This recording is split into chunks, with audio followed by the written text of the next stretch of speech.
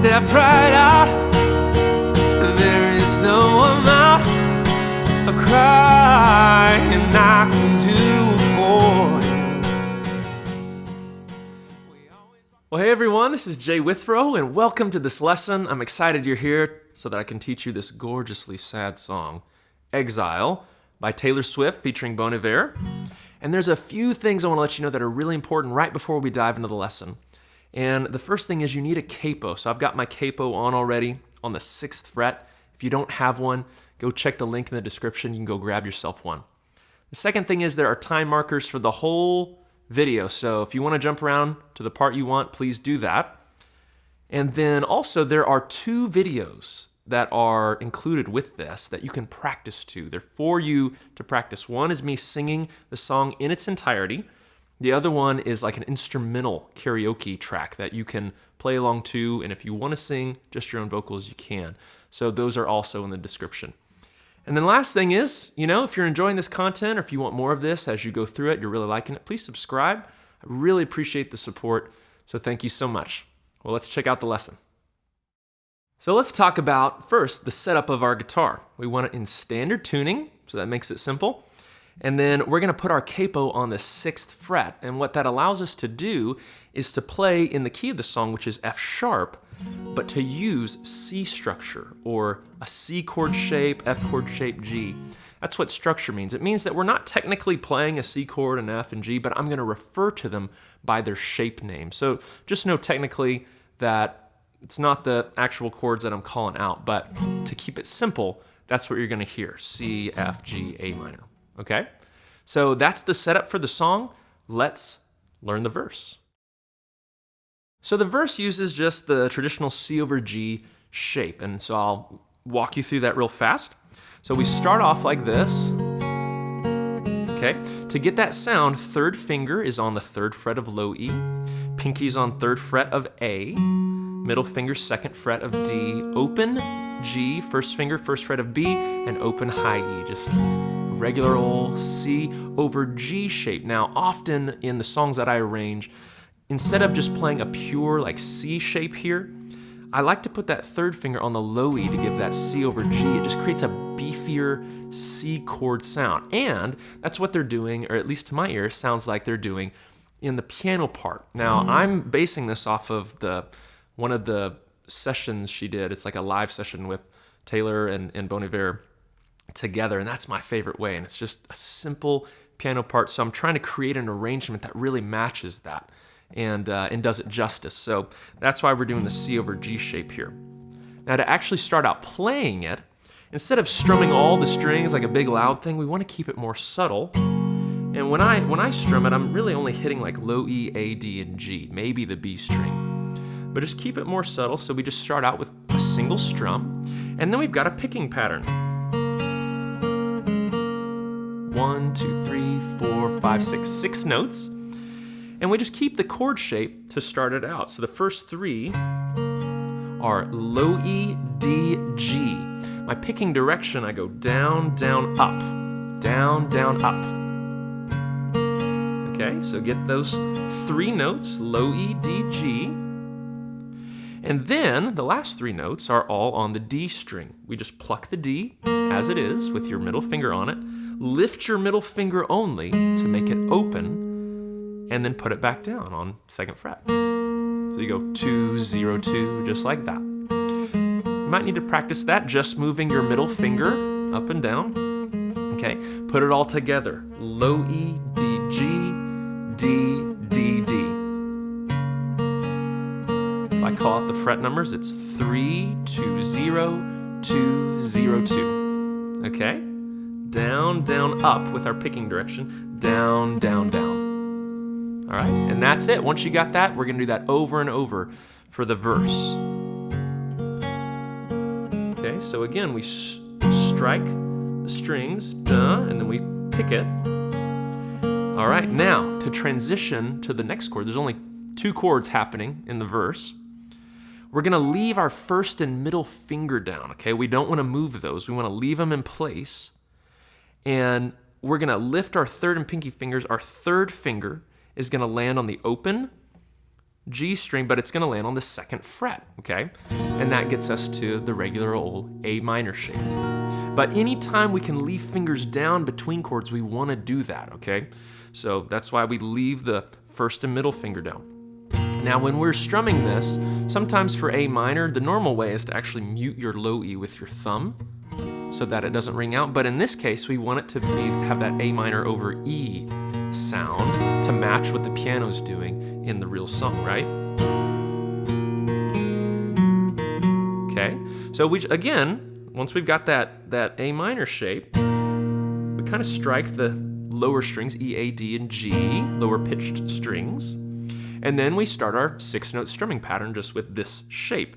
So here's the strings. We go low E, A, and then we lift our middle finger and pluck the open D string, so like that.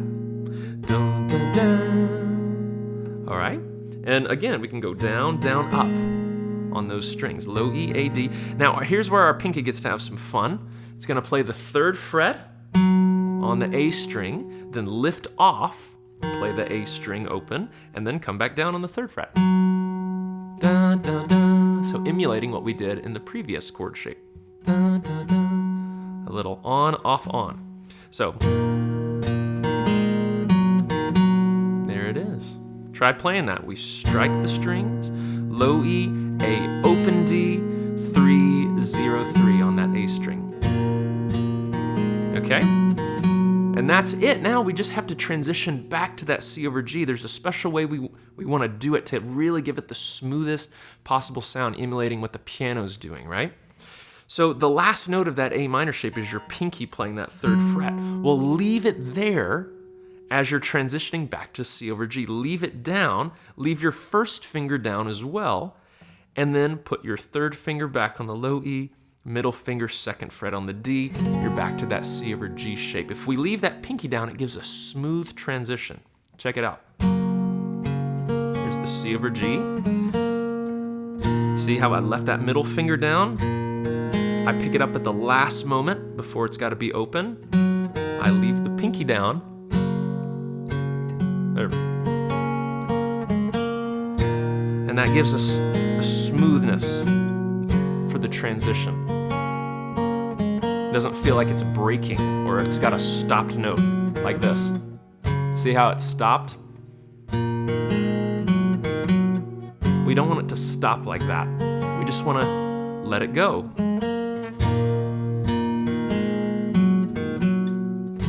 Like that, okay? And then we can end on that A minor chord, dun, dun, dun, and then it starts the next part. Dun, dun, dun. Well, cool, so practice that as much as you need, and let's learn the next part. So this next part is what I'm gonna call the chorus. It could feel like a pre-chorus and that the bridge is the chorus. It's real strange, but I'm just gonna call it the chorus, okay? And the chorus introduces just one extra chord. It's what I call F major 7 sus 2. And real pretty chord. We're gonna be using our thumb in it. And so it actually starts out with this chord, the chorus part. And it's just 2 quarter notes for each chord. Check it out. And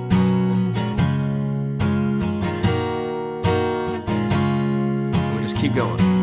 Not my homeland anymore, so who am I defending now? Okay, and we just keep doing that basically for the whole thing. So how do we start out with that F chord? Well, what I'm doing is I'm actually wrapping my thumb around to play the 1st fret on the low E. And if you're not used to doing that, it might be muted, it might be buzzing, it might be doing something weird. That was how it was for me too when I started to use my thumb to play notes. But you will get it with time, okay? So if it takes a week or 2, that's normal. Just keep trying it, even if it hurts a little bit. See if you can keep adjusting things. Eventually, you'll find that comfortable place with it, okay? So thumb is playing the 1st fret on the low E. 3rd and pinky fingers side by side in the 3rd frets of A and D. Open G, 1st fingers on that 1st fret again on the B string, and then open high E. All right, ooh, listen to that chord. Man, so pretty, gorgeous. All right, and so anytime I refer to an F chord in the song, this is what we're playing, okay? I'll just say F, but it'll actually be F major sus2. So lyrics, I think I've seen this. All right, so 2 quick quarter notes, and then immediately we've transitioned to G, and all my fingers are having to pick up, but they pick up real quick and just land. And the G shape we're gonna use in this is my favorite way to play G. 3rd finger is on the 3rd fret of low E. It's your 3rd, not your middle, okay? 3rd finger. It's gonna be nice and flat because we want it to mute the A string in this case. And then D, G, and B are open. Pinky is on the high E. And again, if this is weird for you, a lot of people aren't familiar with this G chord for some reason, even though I think it's probably the most versatile because you can do all sorts of stuff with your 1st and middle finger. But just get used to it. Let that 3rd finger be kind of flat. It's okay. It doesn't have to be super curved or anything because you're muting the A. And then there you have it. That's the G shape in just 2 quarter notes. All right? So starting from the top, the F chord, then the G. This film before, then A minor shape, just like we used in the verse. And we're gonna let our low E be open as well, okay? So just back to that shape, nothing new there. Didn't like the ending, back to our G shape. You gotta practice landing that 3rd and pinky finger at the same time, getting that muscle memory. It might feel weird, but you can do it, okay? Just give it some time. Ending, back to the F shape. Homeland. Now notice I do a little upstroke there, down, down, up. You can add that in there if you want, or you can just keep it simple, quarters like this. See, now, when they sing the Exile line, the title, right? Exile, seeing you. As soon as we play those 2 quarter notes, on the 3rd pass of this, we're gonna go back to the C over G shape like we did in the verse. Same shape, and just hold it. Seeing you out for a half note. Instead of doing 2 quarters, just let it hold. And then back to F. I think I've seen this film before. And then at the end of the 1st chorus, he just holds the A minor for a whole measure. 2, 3, 4, and then boom, back to our verse kind of riff, progression, picking pattern, whatever you want to call it. All right, so there's the chorus. So now I'm going to go ahead and skip to the bridge because the 2nd verse and 2nd chorus are exactly the same as the 1st verse and 1st chorus, okay? Same progressions. The only thing that's actually different is the transition from the 2nd chorus into this bridge part, okay? And instead of just holding the A minor like they did in the 1st chorus when Bon Iver's singing, when Taylor Swift's singing, she just keeps the progression going like this. Leaving out the side door when she sings that line, side door. Instead of holding the A minor, she just goes back to G as if she were going to continue to play the chorus, but then she doesn't. It's the transition. Boom, we land C over G to start our bridge. And this is such a cool part. So step right out. We're just doing 4 quarter notes for each part. We're going to make one slight modification of the G shape. We're going to leave our 1st finger down and do G sus4. Crying I can do for you. And we do that F chord and then back to C over G. And it just keeps doing those 4 chords. A minor. So let's talk about some of the nuances of this part. It's very simple though. Very simple. There's some things you can do like this. You can start doing 8th notes, okay? So that's the first thing. Make your C over G shape like we've been doing in our verse and chorus. And you can do straight quarters or you can do that accent soft, like that, 8th notes. And that kind of gives a nice energy. You might hear me play it either way, just depending on the mood I'm in as I'm singing it. So full measure of it. Let's go through it doing those 8th notes like that. So 1 and 2 and 3 and 4 and switch to A minor. Again, leave your 1st and middle fingers down. Your 3rd finger transitions to the 2nd fret of the G. And in this case, instead of letting your low E ring out, when I listen to the piano part, just to give, right, we're trying to give the correct translation, let your thumb wrap around and mute the low E this time. So it gives a pure A minor, where that A note is the lowest one, okay, rather than the low E being ringing out. And that just gives a slight difference, but it cleans it up a little bit. Okay, so we do the 8th notes. 1 and 2 and 3, 4 4, and now we're going to the G shape, but it's actually G sus. Leave your first finger down. Don't let it lift, but then let your third and pinky fingers go to their regular places for the G chord, and this will give us that note right there, first fret on the B, the G sus 4. We're trying to emulate what the piano's doing. Again, that's why we're doing that. So we do the eighth notes, and the cool thing when we're switching to this F shape is the first finger can stay again, right? When we're in C structure, that first finger gets to stay in place a lot. All this time, walked a very thin line. You didn't even hear me out. You never gave a warning sign. All this time, and then you just keep going. G sus, the F major 7. And if you want to, you can add some stuff like that and make it fun, right? And there we have it. There's that bridge. And anytime they're playing this part, those are the chords, and they just keep doing them, pounding them over and over for as long as they're singing it for, okay?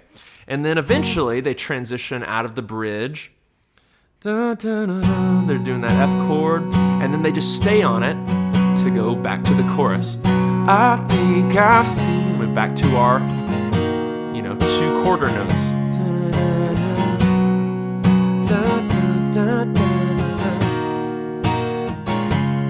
Okay, and then again, they transition back into the bridge again, and then that takes you to the end of the song. All right, and I think they just ended on, I can't remember if they ended on the 4 chord or the 1 chord exactly, but it's pretty, you can do what you want. You can end it how you want, and it's real easy to hear with the real thing, just which chord they're ending on. So there it is. I hope this really helps you understand more of the nuances of this song, especially using it with a capo. I think it captures it pretty well, what the piano's doing, as opposed to trying to do it without the capo and doing it down here. I just don't think it captures it like the C structure does right here. So there it is. Thank you for your support. We'll see you at the next lesson.